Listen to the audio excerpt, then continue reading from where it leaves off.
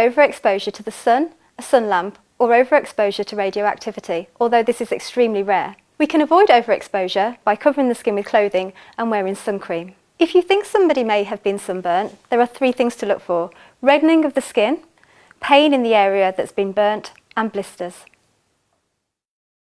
Encourage them to take sips of cold water, cool the area down by sponging them with cool water, or soak the sore skin in a bath or a shower for no longer than 10 minutes. You can repeat this if it helps ease the pain. If the burn doesn't blister, then the sunburn is mild and you can treat with calamine lotion or after sun to soothe the sore skin. If there are blisters or other skin damage, then the burn is severe and they will need to see a doctor. You will also need to look out for symptoms of heat stroke and heat exhaustion, as these can be life-threatening. Remember, cover the skin, take sips of cold water, cool the skin. If there's no blistering, then use calamine lotion or after sun. If there is blistering, seek medical advice. And that's how we treat somebody who's suffering from sunburn.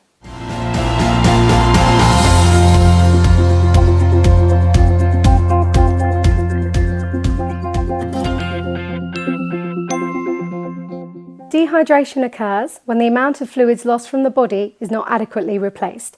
It is mainly the result of excessive sweating through sporting activity, hot temperature or fever, but can be caused by diarrhea and vomiting. There are 4 signs of dehydration to look for: headaches and lightheadedness, dry mouth, eyes and lips, small amounts of dark urine, muscle cramps. If someone is dehydrated, help them to sit down and give them plenty of water to drink. Giving them an oral rehydration solution to drink will help replace the salt and other minerals which they've lost. You can buy rehydration sachets from the pharmacy. If they have any painful cramps, encourage them to rest and then help them stretch and massage the muscles that hurt. Keep checking how they're feeling. If they still feel unwell once they're rehydrated, then encourage them to see a doctor straight away. So remember, when you're treating dehydration, help them to sit down, give them water, give them an oral rehydration solution, encourage them to see a doctor if it doesn't go away. And that's how we treat dehydration.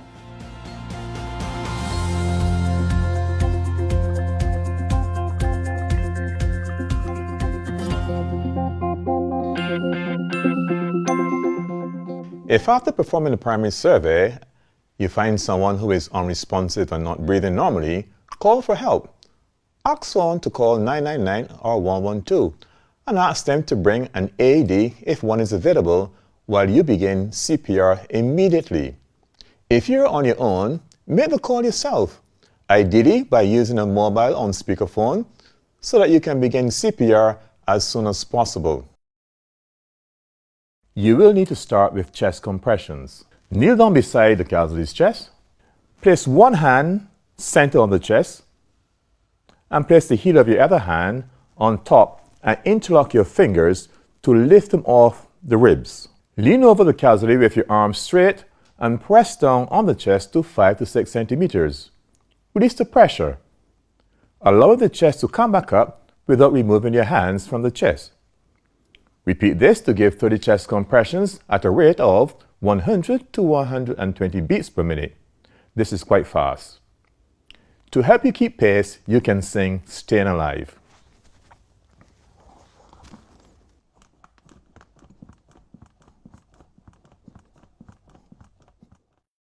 After 30 chest compressions, you need to give rescue breaths.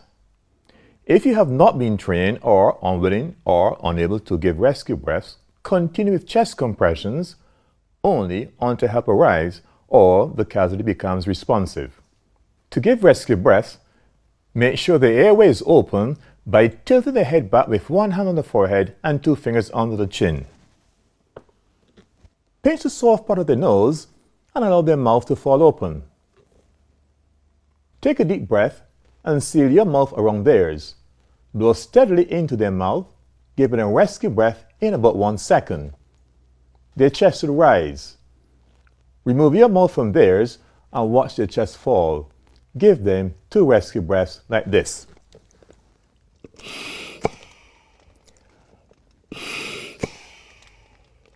Continue to alternate 30 chest compressions and 2 rescue breaths.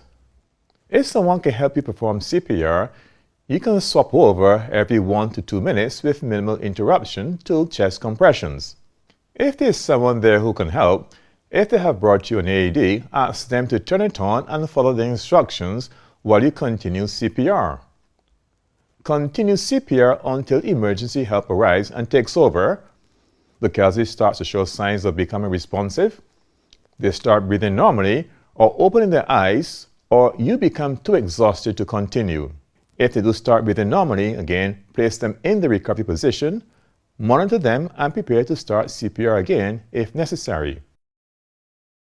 So remember, if you come across an adult who is unresponsive and not breathing normally, call for help. Ask a caller to call 999 or 112 for emergency help and ask them to bring an AED. If you're on your own, make the call yourself, ideally by using a mobile on speakerphone so that you can begin CPR. Give 30 chest compressions, followed by 2 rescue breaths. Continue giving 30 compressions and 2 rescue breaths until help arrives or they become responsive. If an AED is available, continue CPR while the instructions from the device are followed by your helper. And that's how we perform CPR. If this video has been helpful to you, help support St. John Ambulance by going to sja.org.uk if you found someone collapse. The initial assessment is called a primary survey. This is a quick, early assessment to establish how best to treat a casualty in order of priority. We can use the initials Dr. ABC or DRABC to remind us of the steps we need to follow. These initials stand for danger, response, airway, breathing, and circulation. So, when I see a casualty, first, I'm going to check for any danger to make sure it's safe for me to approach them. I don't want to become a casualty myself. Then I'm going to see if I can get a response from the casualty. As you approach, introduce yourself. Ask them questions to try to get a response. If they're not alert and do not respond to your voice, kneel down beside them and gently shake their shoulders. Hello, Amy. It's Winston. Can you hear me? Open your eyes. Still no response? You can pinch their earlobe to see if they respond to pain. Depending on how the casualty responds to you, will establish a level of response. We use the AVPU scale, and each letter can represent the casualty's level of response.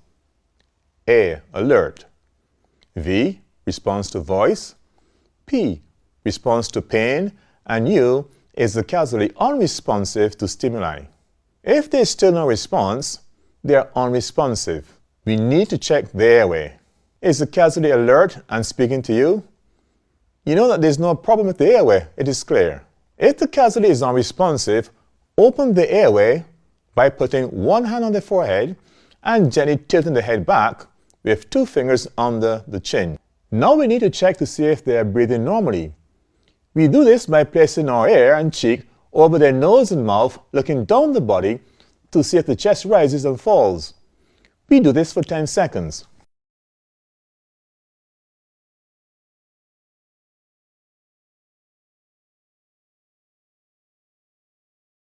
If the casualty is not breathing normally, call for help.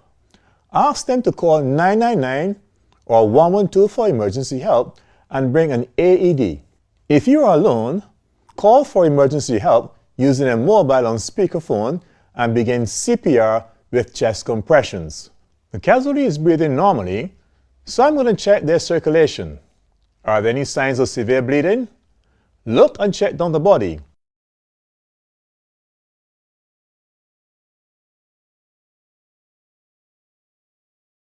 If you find severe bleeding, try to control the bleeding to prevent life-threatening shock. Call 999 or 112 for emergency help before continuing to treat the casualty. You may also need to treat them for shock. I've established that my casualty is not bleeding. So remember, to do a primary survey, follow the order of Dr. ABC. Complete each step in that order as quickly as possible, dealing with any life-threatening conditions as you find them. Call for emergency help. Call 999 or 112. And that's how we perform a primary survey. If this video has been helpful to you, help support St. John Ambulance by going to sja.org.uk. If you ever find your baby is not responding to you, you will give them the best chance of survival if you know what to do. If you have found your baby unresponsive and not breathing normally, you will need to perform baby CPR. Call for help. Ask a helper to call 999 or 112 for emergency help. Use a mobile speakerphone if you're on your own so you can start CPR as soon as possible. If you're on your own and you don't have a speakerphone, you need to do CPR for a minute before you can call for help. Place them on a firm surface and open their airway. With one hand on the forehead, gently tilt their head back. With your fingertip, gently lift the chin to open the airway. Pick out any visible obstructions from the mouth and nose. Step 1 is puff. Take a breath, put your lips around your baby's mouth and nose and make a seal. Blow gently and steadily for up to 1 second. The chest should rise. Remove your mouth and watch the chest fall. That's one rescue breath or puff. Do this 5 times.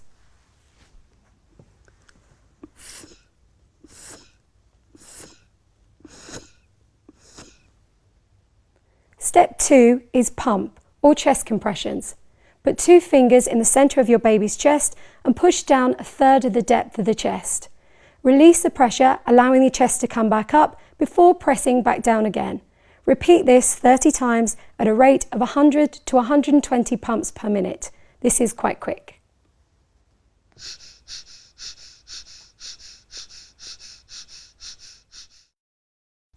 After 30 chest pumps, open the airway and give a further 2 puffs. Continue to alternate between 30 chest pumps and 2 puffs.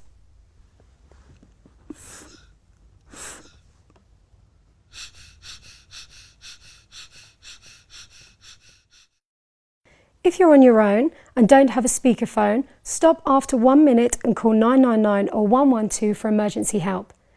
If a mobile phone is not available and you have to move to get to a telephone, take the baby with you. Keep repeating 30 pumps, then 2 puffs until help arrives or they become responsive. So remember, if your baby is unresponsive and not breathing, call for help. Ask a helper to call 999 or 112 for emergency help. If you're on your own, use a speakerphone and start CPR as soon as possible. If you don't have a speakerphone, do CPR for a minute before calling for emergency help. Give 5 initial puffs covering both the nose and mouth, then 30 chest pumps with 2 fingers to the centre of the chest. Continue CPR with 30 pumps and 2 puffs until help arrives. And that's how you do baby CPR.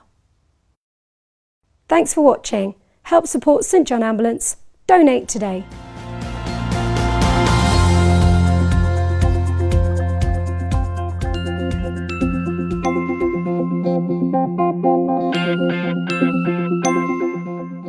You should use a sling to stop someone's arm moving to protect it and prevent further damage. There are 2 types of sling, an arm sling and an elevation sling, and both can be made using a triangular bandage. The difference between these 2 types of sling is that an arm sling holds the arm in a horizontal or slightly raised position. It treats upper arm injuries, wrist injuries, somebody who can bend their elbow, and also for a rib fracture. An elevation sling holds the arm in a raised position with the fingertips touching the shoulder. It can help support the arm. It can also help control bleeding from the hand or the arm and also help to reduce swelling. To make an arm sling, ask the casualty to support their arm. If you just hold it for me. And then use your triangular bandage and gently pass it underneath their arm and over their shoulder. And leave the long bit facing down. Then bring the top bit around to the opposite shoulder, and the bit that's hanging down, bring that up to beat it. If you just let go of your arm for me now, and then re-support it. Lovely. Just tie a reef knot.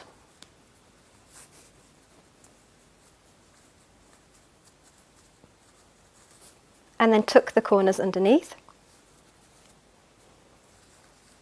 And make sure the whole of the arm is supported, down to the little finger. With the bit that's left over, just twist it until it becomes nice and tight and it snugly fits in around the elbow. To make an elevation sling, first ask the casualty to support their injured arm. You just support it there for me, and the fingertips should be touching the shoulder. Lay your triangular bandage over the injured arm. Just get the casualty to hold it in place. Just hold it there for me. Come underneath the arm, around the back, and then tie using a reef knot.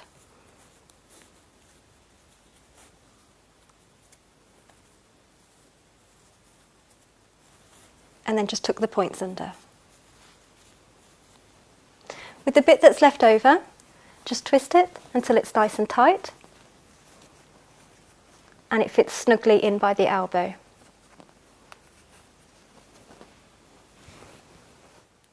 To check circulation, you need to squeeze the fingernail for 5 seconds.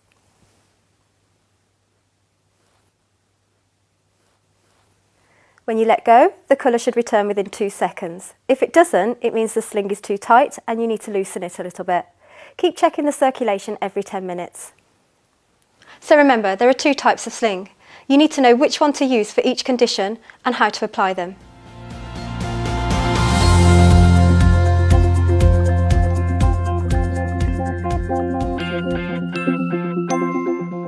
When there's something wrong with your baby, if you know what to do, you'll give them the best chance of survival. If you've found your baby is not responding to you, you'll need to do a primary survey. If they are breathing, try to keep calm and put them into the recovery position. This is the safest position for your baby until help arrives. Cradle your baby in your arms with their head tilted downwards. Then call for an ambulance. Keep checking your child's breathing, pulse and level of response while you wait for help to arrive. And that's how you put a baby in the recovery position. Thanks for watching. Help support St John Ambulance. Donate today.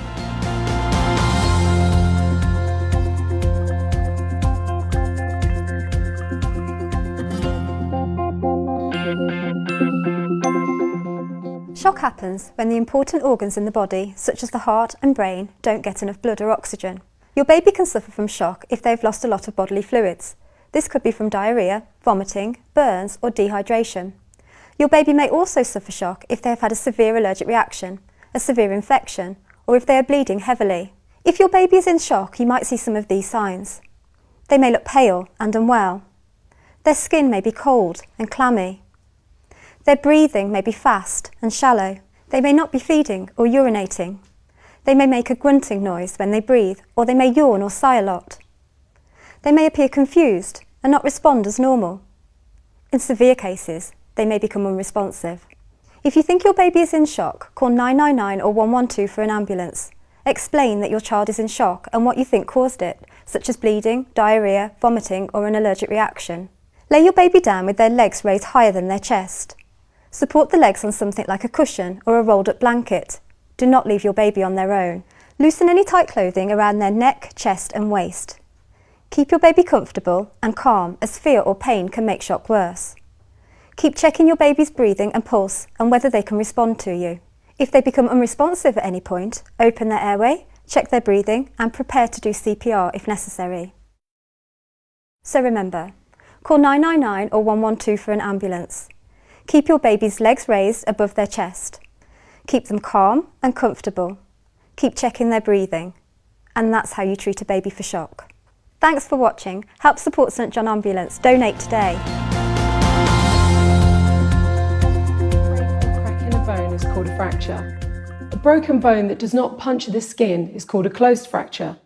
But sometimes a bone can puncture the skin. This is called an open fracture.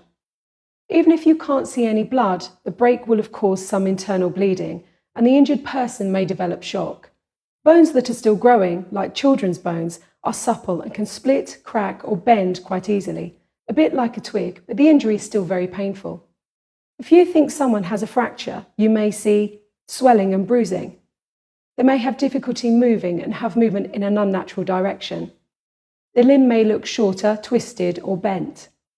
There may be a grating noise or feeling if the limb is moved, have loss of strength or see signs of shock. If you think you've broken a bone, support the injured part to stop it from moving.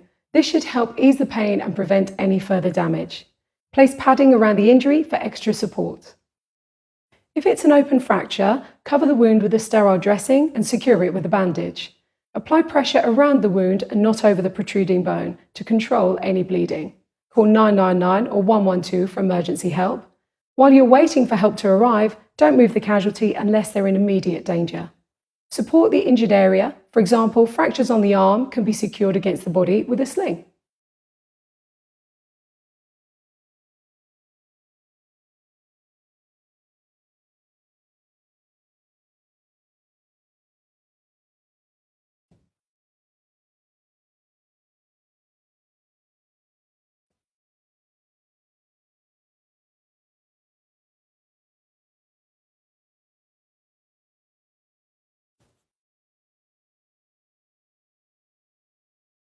A fracture to the leg can be secured to the uninjured leg with a triangular bandage. Keep checking the person for signs of shock, but do not raise an injured leg. If necessary, raise the uninjured leg. If they become unresponsive at any point, prepare to treat an unresponsive casualty.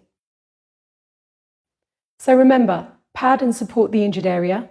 Use a sling or triangular bandage to keep it secure. Cover any wounds. Call 999 or 112. And that's how you treat someone with a fracture. If this video has been helpful to you, help support St John Ambulance by going to sjA.org.uk.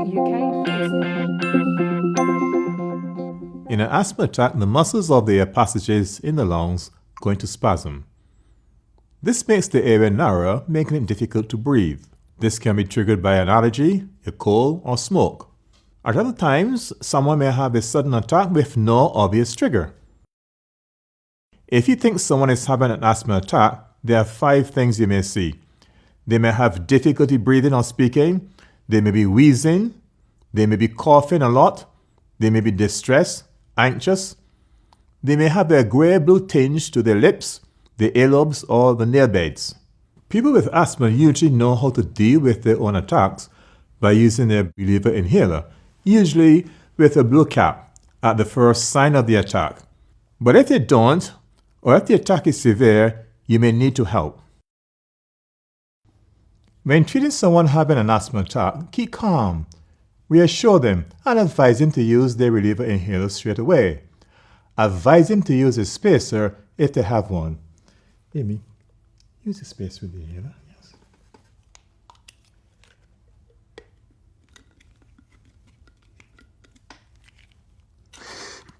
Yeah, well done, well done. Ask them to breathe slowly and deeply to help control their breathing. Sit them down in a comfortable position. If it doesn't get any better within a few minutes, it may be a severe attack.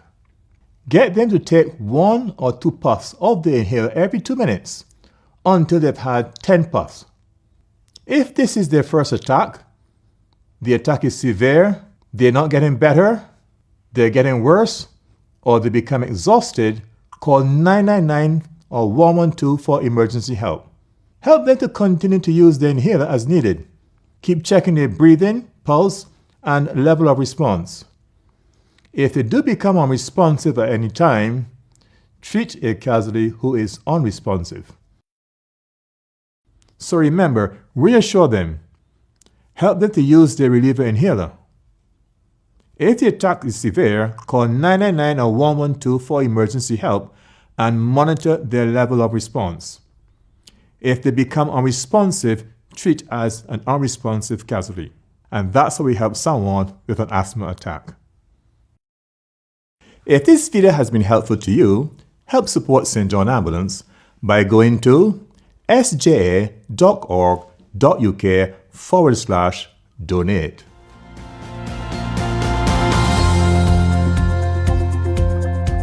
Eye injuries vary from something very minor, such as getting shampoo in your eye, to something quite serious, such as a cut, which could cause permanent loss of vision. Common types of eye injuries include foreign objects getting stuck in the eye, cuts or grazes from a sharp object, severe blows to the eye from a hard object. If you think someone's hurt the eye, there are 5 key things to look for.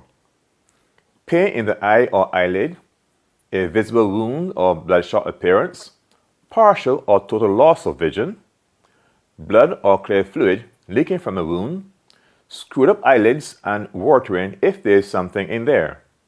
If someone has an eye injury, tell them not to rub the eyes as this can make it worse. Get them to sit down facing a light. We're going to open the eyelid.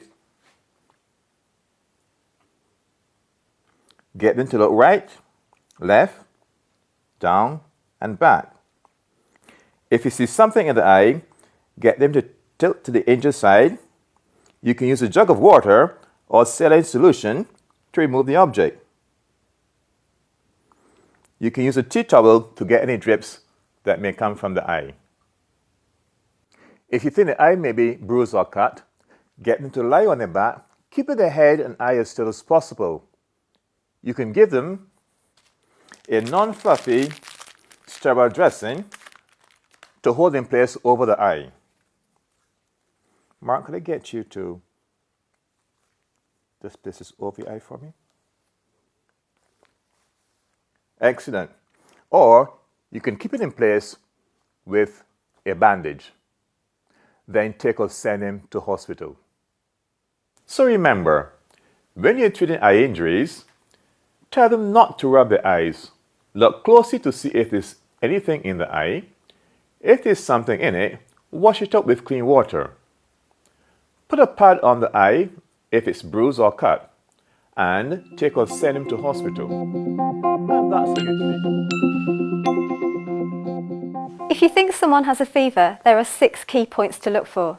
To start with, high temperature above 37 degrees Celsius, pale skin.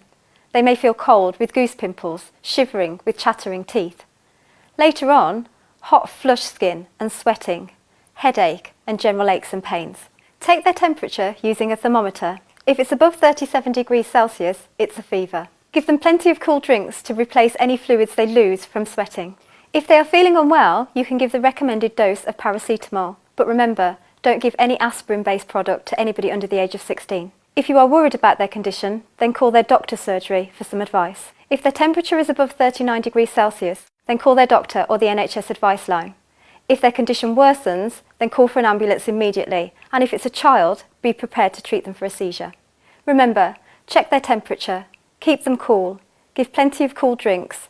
If their temperature is over 39 degrees Celsius, seek medical advice, and if their condition worsens, call for an ambulance. That's how we treat a fever. Frostbite happens when parts of the skin and other tissues freeze due to low temperatures. It usually happens to parts of the body furthest from the heart, like fingers and toes. Frostbite usually happens in freezing or cold and windy weather. People who cannot move around are more likely to get it. Someone with frostbite will probably have hypothermia, so be prepared to treat them for hypothermia too. There are 4 signs to look for. Pins and needles to begin with, paleness followed by numbness, hardening and stiffening of the skin, change in skin colour, first white, then blotchy and blue. If someone has frostbite, encourage them to put their hands in their armpits, then help move them indoors or somewhere warm.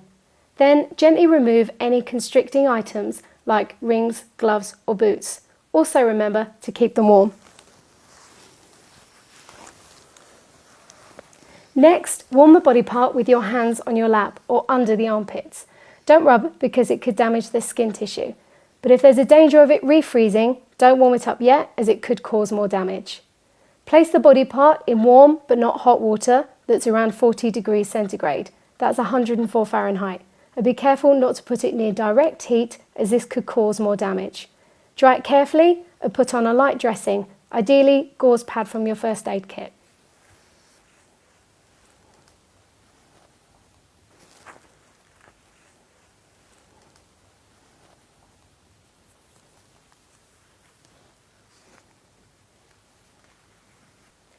Once you've done that, help them to raise their limb to reduce swelling. You could use a cushion or sling. You can give them some painkillers for the pain, then take or send them to hospital, but make sure their affected limb is raised. So remember, when treating someone with frostbite, put their hands in their armpits, remove restricting clothing, warm the body part with your hands, use warm water but not hot water to warm the affected limb, put on a light dressing, give them painkillers caused by loss of salt and water from the body, usually through excessive sweating. It develops slowly and usually happens to people who aren't used to hot, humid weather. A dangerous and common cause of heat exhaustion is when the body produces more heat than it can cope with. This can happen when someone takes non-prescription drugs, like ecstasy, which can stop the body from regulating its temperature properly. There are 6 key things that may lead you to suspect someone has heat exhaustion: a headache, dizziness and confusion, a loss of appetite and feeling sick, sweating with pale, clammy skin, cramps in the arms, legs and stomach, and fast, weakening pulse and breathing. If you think someone is suffering from heat exhaustion, help the person to a cool place and get them to lie down with their legs raised.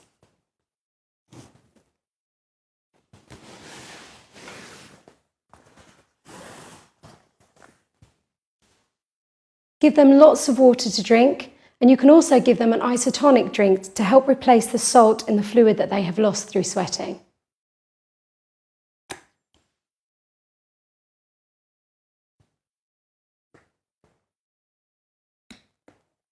Keep checking their level of response. If their condition seems to be getting worse, place them into the recovery position and call 999 or 112 for emergency help. So remember, help them lie down in a cool place, raise their legs and give them water to drink. And that's how you treat someone with heat exhaustion. If this video has been helpful to you, help support St John Ambulance by going to sja.org.uk/. Heat rash or prickly heat is an itchy rash of small red spots that can cause a stinging or prickling feeling on the skin. The rash can be anywhere on the body, but usually people get it on their face, their chest, back and thighs. It is caused by sweat glands becoming blocked, so people usually get the rash if they're sweating more than usual. Heat rash isn't serious. It will usually go away after a few days, so it doesn't normally need medical attention. There are 4 signs of heat rash to look for: itching, a rash of tiny red spots, mild swelling, and a prickling or burning feeling. If someone has heat rash, you should explain that the rash is not serious, but give them tips on how to soothe the itching and avoid getting the heat rash in the future. You can suggest to take a cold bath or shower to cool the skin and help prevent further sweating. They can also buy calamine lotion or hydrocortisone cream, which will help to soothe the itching. Recommend that they wear loose clothing made of cotton, as cotton doesn't trap heat as much as synthetic fibers like nylon and polyester. Tell them to drink plenty of water to stop them getting dehydrated, and suggest they avoid excessive heat or humidity by staying out of the sun and not sitting too close to a fire or heater. So remember, when treating heat rash, suggest a cold bath or shower, use calamine lotion, suggest loose clothing, and drink plenty of water. And that's how you treat heat rash. Stroke is caused by the failure of the thermostat in the brain, which regulates the body's temperature. If someone has a high fever or has been in the heat for a long period of time, the body can become dangerously overheated. Heat stroke can develop from someone who is already suffering from heat exhaustion. Heat stroke can develop quickly with little warning, and the casualty could become unresponsive within a few minutes. Our priority is to try and cool them down as quickly as possible and get them to hospital, as this can be life-threatening. If someone has heat stroke, you may see some of the following signs: hot, flushed and dry skin, restlessness and confusion, a headache, dizziness or discomfort, a bounding pulse and high temperature above 40 degrees, or their level of response may decrease rapidly. If someone has heat stroke, move them to a cool area quickly and remove their outer clothing where possible.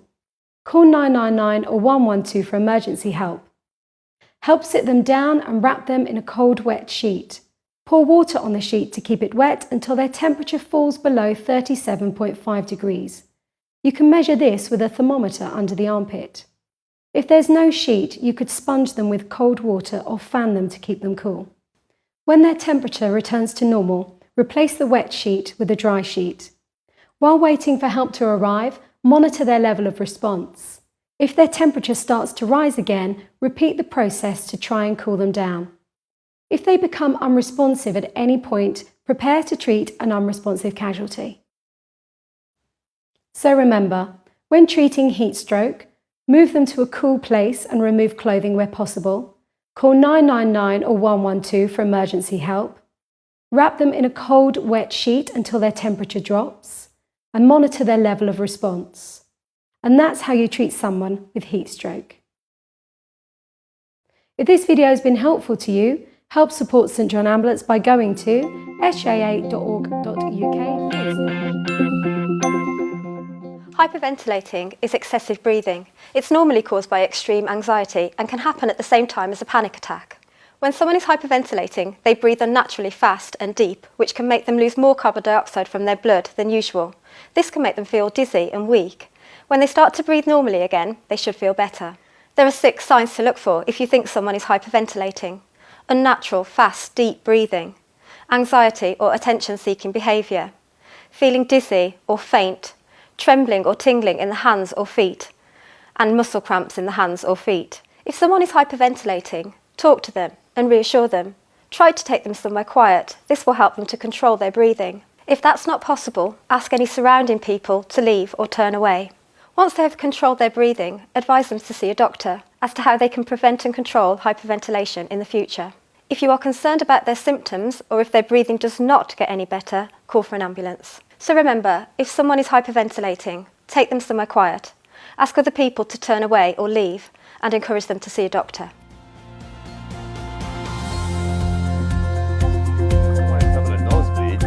Your priority is to control the bleed and keep the airway open. Help them to sit down, never lie down, and keep the nose above the heart to help to control the bleeding. Get them to lean forward, never backwards. This ensures that the blood drains out through the nose rather than the back of the throat, which may block the airway. Ask the casualty to breathe through their mouth and pinch the soft part of the nose. You can give them a pad to catch any blood that may drain out. After 10 minutes, release the pressure, reassess. If the bleeding has not stopped, apply the pressure for a further 10 minutes. If the bleeding is severe, or if you have not managed to control the bleed after 30 minutes, it is time to call for an ambulance. So remember, get them to sit down leaning forward. Pinch the soft part of the nose. And if necessary, call for an ambulance. And that's how you treat a nosebleed.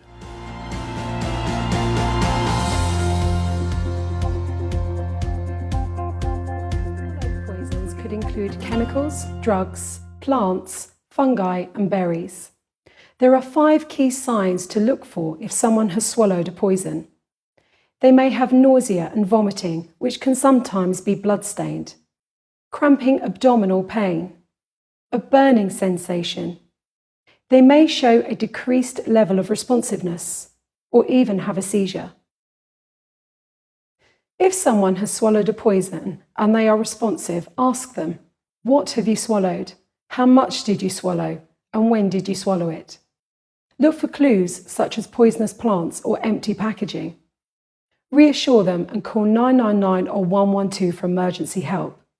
Give ambulance control as much information as you can about the poison, as it will help to treat the casualty. While waiting for help, monitor their level of response and keep reassuring them. If the poison they've swallowed has burnt their lips or airway, give them sips of water or milk. If they should vomit, try to keep a sample in a bag or container to give to the ambulance personnel. It may help them to identify the poison. Do not try to make them vomit.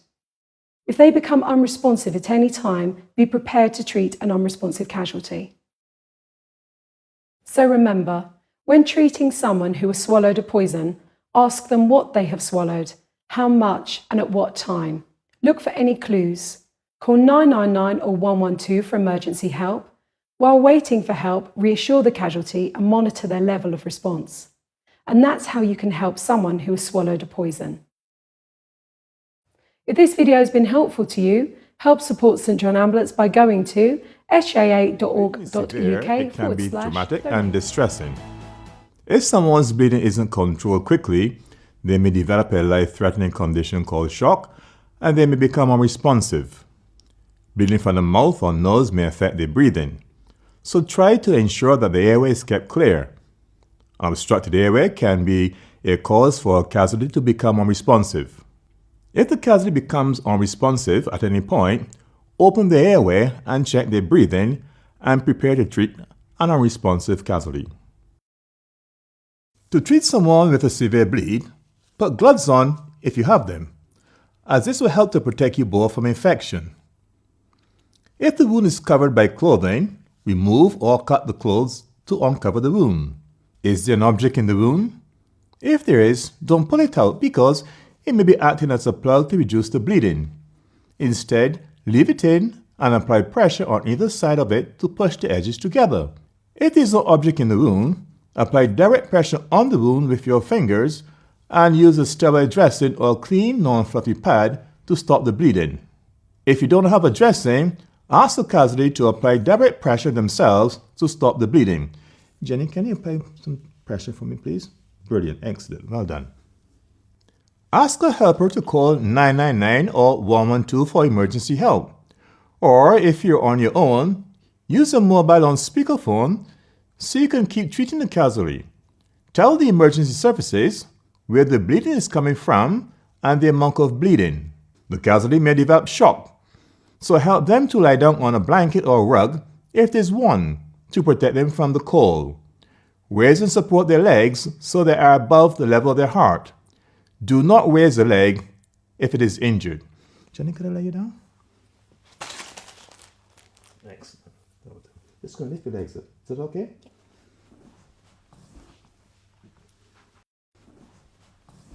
Secure the dressing with a bandage that is firm enough to maintain the pressure but doesn't cut off the circulation. So just going to apply this dressing to the feet. Okay. Want to take your hand away? Well done. Okay. Can you hold up for me? Excellent.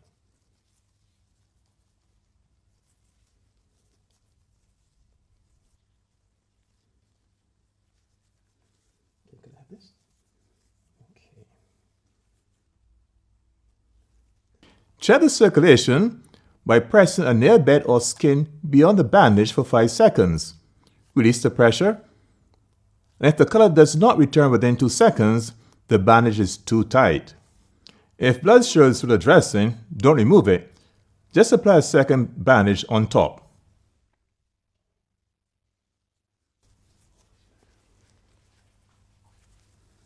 Okay, can I have this?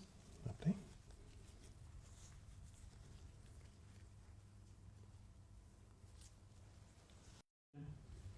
Yeah, excellent. If blood shows through both dressings, remove them and apply a fresh bandage, ensuring there is direct pressure applied at the point of bleeding. Support the injured part with a sling or bandage, but check circulation every 10 minutes. Keep monitoring the casualty's level of response while waiting for help to arrive. So remember, when treating severe bleeding, wear gloves if available. Remove or cut away any clothing from around the wound. Check for objects in the wound, but don't remove them. Apply pressure on either side of the wound. If there is no object in the wound, use a dressing or pad and apply direct pressure to the wound. Call 999 or 112 for emergency help. Secure the dressing with a bandage. Treat the casualty for shock. Support the injured area. Keep checking their level of response while waiting for help. And that's how we treat someone with a severe bleed. If this video has been helpful to you, help support St. John Ambulance by going to sja.org.uk. Shock is a serious life-threatening condition that happens when vital organs in the body are not getting enough blood flow, and this can lead to failure of these organs and the heart. Shock can be caused by anything that reduces the circulation or blood flow, such as severe bleeding, which you may be able to see, or it may be hidden and internal. If the heart is unable to pump blood around the body after problems like a heart attack, severe heart disease, or heart failure. Loss of bodily fluid following severe vomiting, diarrhea, or severe burns. After a severe allergic reaction or severe infection. And following a spinal cord injury. These conditions may all lead to life-threatening shock. When someone is in shock, they may have a fast pulse, pale, cold or clammy skin, sweating, fast, shallow breathing, grey-blue skin, especially inside the lips, weakness and dizziness, nausea and possible vomiting, thirst. As the shock becomes more severe, they may have a weak pulse that you may not be able to feel, restless and aggressive behaviour, gasping for air. They may become unresponsive. To treat for shock, you need to try to reverse the cause of shock. If you find severe bleeding or serious burns, try to treat these whilst reassuring the casualty. Help the casualty to lie down. If possible, try to lie them down on a rug or blanket, as this will help protect them from the cold. Raise and support their legs above the level of their heart, as this will increase blood flow to the head and vital organs. But if the casualty has an injured leg, do not raise it.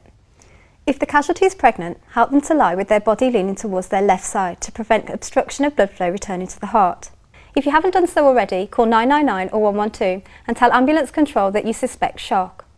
Once you have called for emergency help, you can then loosen any tight clothing around their neck, chest and waist. Stay with the casualty and keep them warm by covering them with a blanket or coats. Try to reassure them and keep them calm. Keep monitoring their level of response. If they become unresponsive, open their airway, check their breathing and prepare to treat someone who is unresponsive. So remember, if you think someone is in shock, treat the cause of shock. Lay them down and raise their legs. Call 999 or 112 for emergency help. Loosen any tight clothing and keep them warm and calm. Monitor their level of response. And that's how we treat shock. If this video has been helpful to you, help support St John Ambulance by going to sja.org.uk/donate.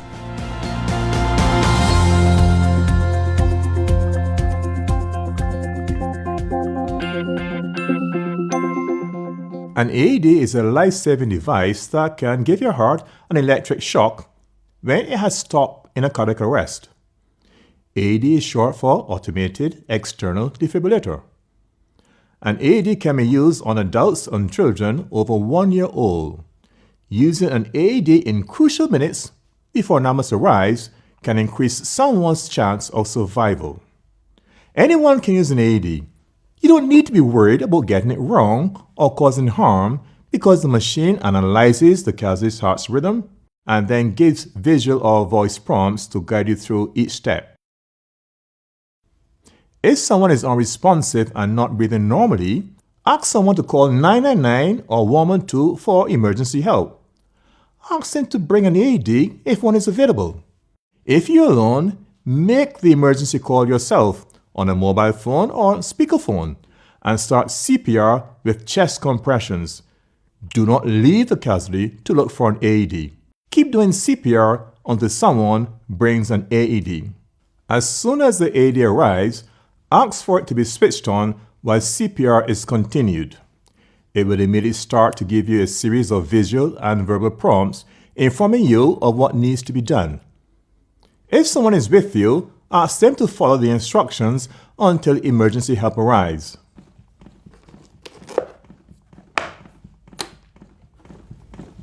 Call for help now.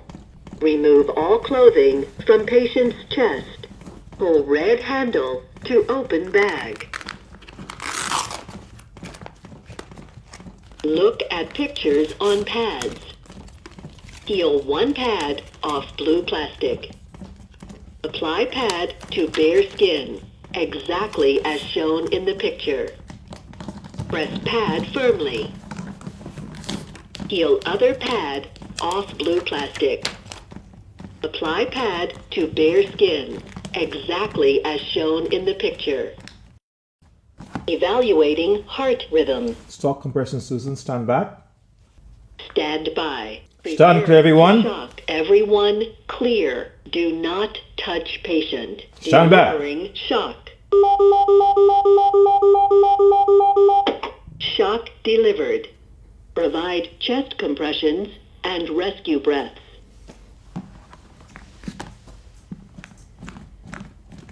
The AED would instruct you to continue CPR for 2 minutes before it reanalyzes.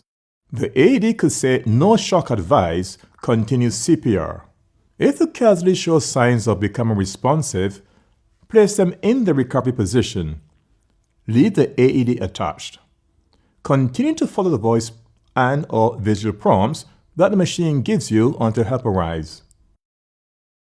So remember, when using an AED, call 999 or 112 for emergency help. Continue giving CPR when the AED arrives and keeps going while the pads are applied, if possible. Ensure that the pads are placed on the chest after clothing has been cleared or cut away. Ask for the AED to be switched on and follow the instructions. Ask people to stand back when the AED is analyzing and when any shocks are being delivered. And that's how you use an AED. If this video has been helpful to you, help support St. John Ambulance by going to sja.org.uk. In an emergency situation, you may need to act quickly, so it's important that you're familiar with your first aid kit to know what to use for different injuries. All workplaces, leisure centres, homes and cars should have a first aid kit. Plasters for small cuts and grazes. A wound dressing is a sterile pad attached to a bandage. They're for larger cuts to apply pressure and stop the bleeding. They're easy and quick to apply in an emergency.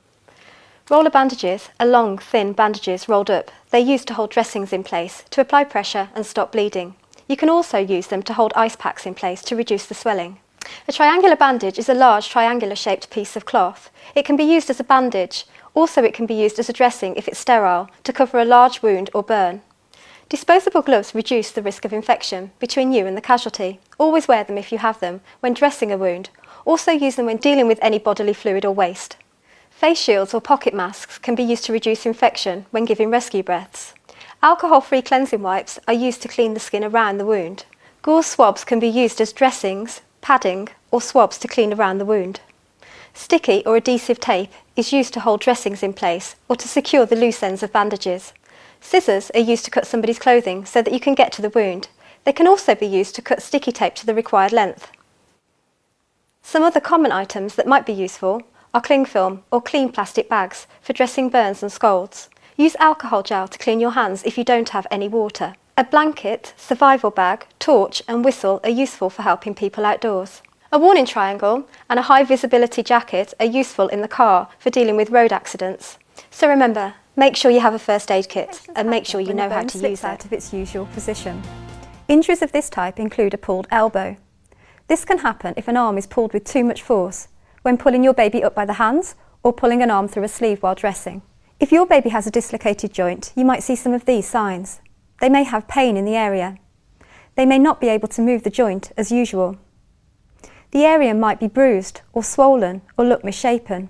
If you think your baby has a dislocated joint, try to keep them still. Don't try to put the dislocated bone back into its socket, as this can cause further injury. Steady and support the limb and use padding to keep the injury supported.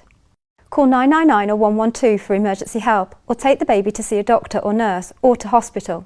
Treat them for shock if necessary. While you wait for the ambulance, check your baby's breathing, pulse and whether they can respond to you.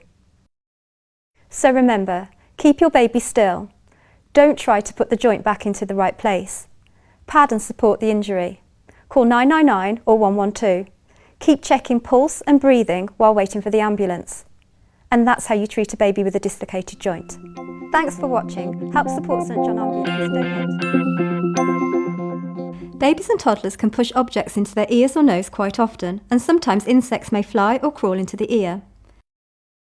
If they have an object lodged in their ear or nose, do not try to remove it yourself, as you may push it in further or cause injury. If there is an object stuck in your baby's ear, take your baby to hospital as soon as possible. Keep reassuring them. If you think they have an insect in the ear, you could try to help it out by sitting them down and supporting their head with the affected ear facing up. Gently pour some tepid water into the ear and the insect should float out. If it doesn't, seek medical help.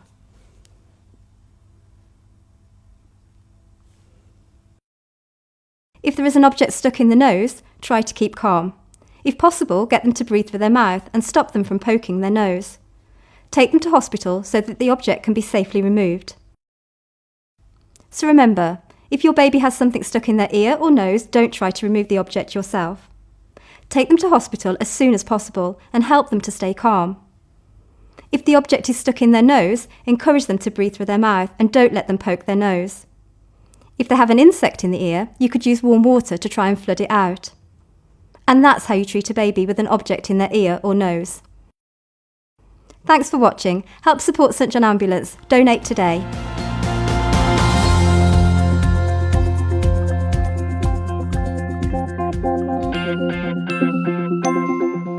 Although it can be very worrying to see your baby having a seizure, if it is dealt with properly, it is rarely dangerous. Your baby may have a seizure if they have a high temperature, which is sometimes caused by an infection. The electrical systems in a baby's brain are not developed enough to cope with a high temperature, and that is why they are more likely to have seizures. If your baby is having a seizure, you might see some of these signs. They may shake vigorously, arching their back and clenching their fists. They may have signs of fever, such as hot, flushed skin or sweating. Their face may twitch, and their eyes may be squinting or fixed or upturned. They may hold their breath and dribble with a red, puffy face and neck. They may vomit. They may wet themselves or soil themselves. They may not respond to you as usual. If you think your baby is having a seizure, you need to protect them from hurting themselves. Don't hold them down or restrain them, and don't try to move them. Just clear away any dangerous objects and put pillows or soft padding around them. When the seizure has stopped, take off any clothing that isn't needed, but take care they don't get cold. Put your baby into the recovery position and call 999 or 112 for an ambulance. Reassure your baby and keep them calm. While you wait for the ambulance, check your baby's breathing, pulse, and whether they can respond to you. So remember, don't move or restrain your baby. Remove dangerous objects nearby and protect your baby with soft padding. Take off excess clothing and place your baby in the recovery position. Call 999 or 112. Keep your baby calm and keep checking their pulse and breathing while waiting for the ambulance. And that's how we treat a baby who's having a seizure. Thanks for watching. Help support St John Ambulance. Donate today.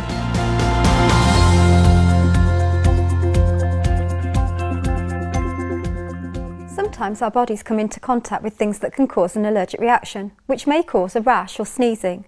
These may be uncomfortable, but not life-threatening. However, a severe allergic reaction, which is also known as anaphylactic shock, can develop in seconds and needs to be treated quickly. Your baby may have a severe allergic reaction to some foods, such as nuts or animal hair, or even to some medicines. If your baby is having a severe allergic reaction, you might see some of these signs. They may get a red, itchy, raised rash. Their eyes may be itchy and watery. Their face or lips may swell up. They may vomit or have diarrhea. They may become wheezy or find it difficult to breathe. They may either be very pale or very flushed, and they may become very upset. If you think your baby is having a severe allergic reaction, you need to get help as soon as possible. Dial 999 or 112 straight away. Tell them that you think your baby is having a severe allergic reaction and what might have caused it. Sit your baby on your lap and lean them forward slightly to help their breathing while you're waiting for help. If you already know what your baby is allergic to and your doctor has prescribed medication to treat an allergic reaction, like an EpiPen, give them the medication in the usual way, like your doctor has told you. If you think they are in shock, lie them down and raise their legs. If your baby is unresponsive, if they are not moving or making a sound and they are not breathing normally, you will need to give them CPR. So remember, call 999 or 112. Give allergy medicine if you have it. Sit your baby on your lap and lean them forwards to help with their breathing. If your baby is unresponsive and not breathing normally, start CPR. And that's how we treat a baby with a severe allergic reaction. Thanks for watching. Help support St John Ambulance. Donate today. They could come into contact with poisonous substances. Poisonous things your baby might swallow include chemicals, drugs, plants, fungi and berries. If your baby has swallowed something poisonous, you might see some of these signs. They may vomit. They may have stomach pains. They may have seizures or fits. And they may become unresponsive. If you think your baby has swallowed something poisonous, try and find out what it is, how much they've swallowed, and when they swallowed it. Look for clues like plants or containers. Call 999 or 112 for an ambulance and give them all the information you can. While you wait for help, check that your baby is breathing normally and if they respond to you. If they do not respond, open their airway, check their breathing and see if they need CPR. Don't try to make your baby sick, but if they are, try and collect some of the vomit to give to the emergency services. It might help them to find out what the poison is. If what your baby has swallowed is burning their mouth or lips, give them sips of water or milk until help arrives. So remember, try and find out what your baby has swallowed. Call 999 or 112 for an ambulance. Keep checking their breathing. If your baby's mouth is burning, give them sips of water or milk until help arrives. And that's how you treat a baby who's swallowed a poison. Thanks for watching. Help support St John Ambulance. Donate. Angina is a type of chest pain that someone gets when their arteries carrying blood to the heart muscle becomes narrowed. This restricts the blood supply to the heart and causes pain. This is called an angina attack. Angina attacks are usually brought on by physical exertion, stress, or excitement. But if someone has unstable angina, then the attacks can be unpredictable, with no obvious triggers. Angina on its own is not life-threatening, but someone who suffers from it is at far greater risk of having life-threatening problems like a heart attack or stroke. If they rest and take their own medication, the pain should only last a few minutes. If the pain lasts longer, then start treating them for a heart attack. If you think someone might be having an angina attack, there are 4 key signs to look for. Pain in the chest, which may spread to the jaw and arms, shortness of breath, sudden and extreme tiredness, and feelings of anxiety. If someone is having an angina attack, advise them to stop what they're doing and get them to rest in a comfortable position. If they have medication, they should take it. If the pain lasts for more than 5 minutes, they can take a second dose. If they are still in pain after 15 minutes, then you should call for an ambulance. If they don't have any angina medications and the pain doesn't go away with rest, then call for an ambulance immediately. If the pain goes away completely within 15 minutes after rest or medication, they should usually be able to go back to what they were doing before the attack, if it's not too strenuous. If they're worried about the attack, they should seek medical advice. So, remember when someone is having an angina attack, help them to sit down and rest. Help them to take their medication if they have some and call an ambulance if they don't. If it doesn't get any better within 5 minutes, take a second dose. If it doesn't get any better after another 5 minutes, call for an ambulance. That your casualty is unresponsive but breathing normally, they should be placed into the recovery position to help maintain the airway. To do this, kneel next to them on the floor. Remove their glasses and any bulky objects in their pockets, but do not search their pockets for small items. Make sure both of the casualty's legs are straight. Then take the arm nearest to you and place it at a right angle to their body with their palm facing upwards, like so. Take the other arm and bring it across their chest and place the back of their hand against their cheek nearest to you and hold it there. With your other hand, lift their far knee up until their foot is flat on the floor.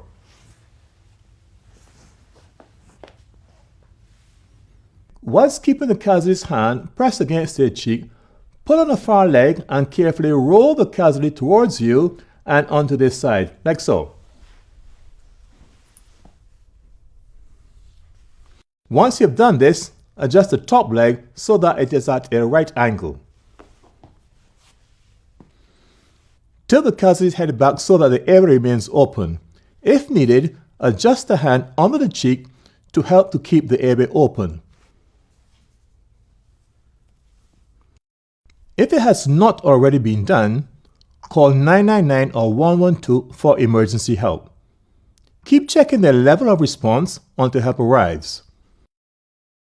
So remember, if the casualty stops breathing at any time, call 999 or 112 and prepare to give them CPR. And that's how you place someone in the recovery position. If this video has been helpful to you, help support St John Ambulance by going to convulsion or fit can be caused by a disruption to the electrical activity in the brain, which may lead to uncontrollable contractions in muscles and unresponsiveness. If a seizure occurs, the most common cause is epilepsy, but it can be caused by other things, such as alcohol poisoning, a lack of oxygen, after a head injury, after taking certain drugs, or if someone with diabetes is having a hypo where the blood glucose is too low. When someone is having a seizure, you may find they have sudden loss of responsiveness, rigid body with arching back, noisy and difficult breathing, convulsive, jerky, uncontrolled movements, saliva at the mouth which could be blood-stained if they've bitten their tongue or cheek, possible loss of bladder or bowel control. Afterwards, they may be confused, tired, and fall into a deep sleep. If you suspect someone is having a seizure, it's important to protect them from harming themselves during the fit. Clear away any potential dangerous objects like hot drinks or sharp objects. Don't restrain or move them. Make a note of the time when the seizure started and how long it lasts. Protect their head by placing something soft underneath or around it, like a towel, and loosen any clothing around their neck. Once the seizure has stopped, open their airway and check their breathing. If they're breathing, put them into the recovery position.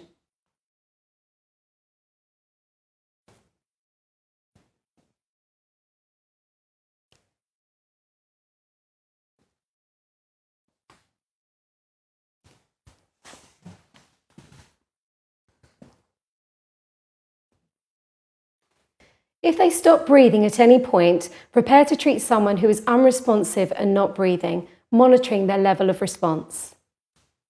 Call 999 or 112 for emergency help if it's the person's first seizure, the cause is unknown, they're having repeated seizures, the seizure lasts more than 5 minutes, they are unresponsive for more than 10 minutes, or they've sustained an injury. So remember, protect, but don't restrain them. Call 999 or 112. And that's how you help someone who's having a seizure. If this video has been helpful to you, help support St John Ambulance by going to sja.org.uk/donate.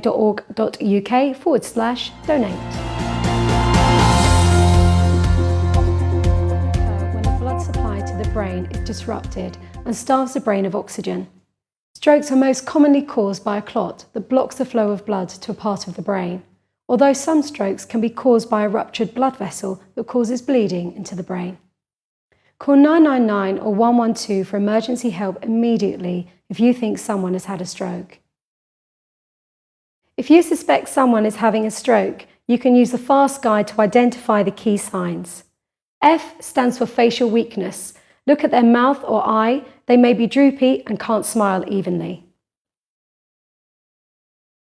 A. Arm weakness. Ask them to raise both their arms. They may only be able to raise one.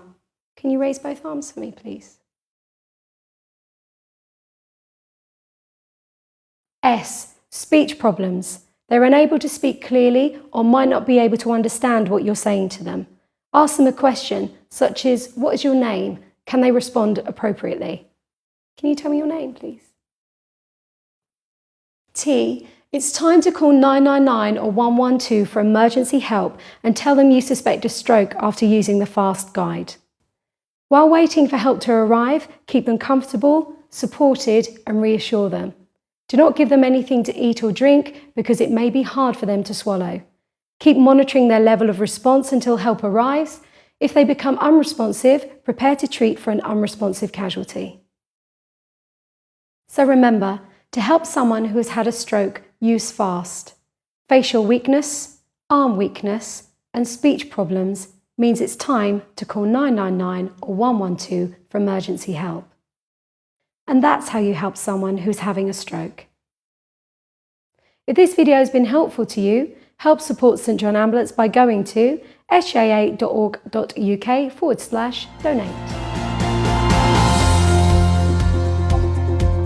Diabetes is a long-term medical condition where the body cannot produce enough insulin.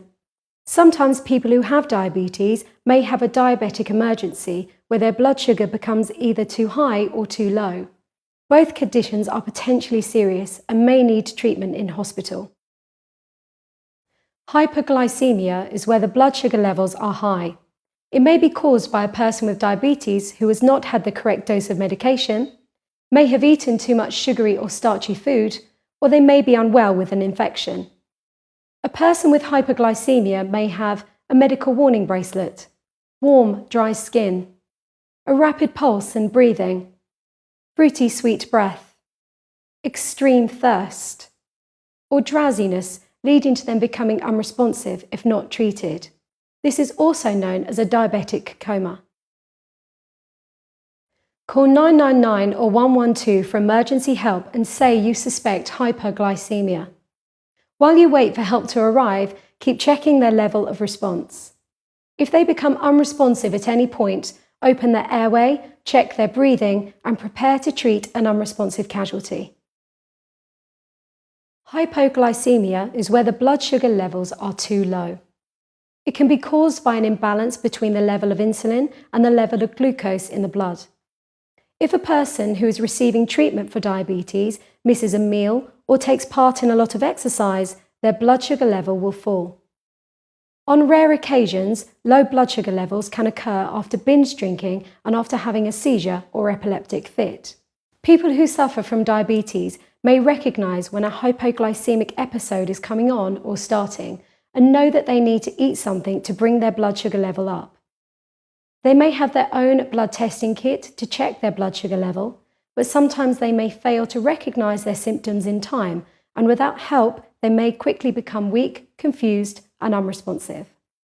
A person with very low blood sugar, hypoglycemia, may have a medical warning bracelet, weakness, faintness, or hunger, confusion and show irrational behavior, sweating with cold, clammy skin, a rapid pulse, palpitations, trembling or shaking, or may be less responsive to you. If you suspect hypoglycemia, help the person to sit down. If they have their own glucose gel or glucose tablets, help them to take them.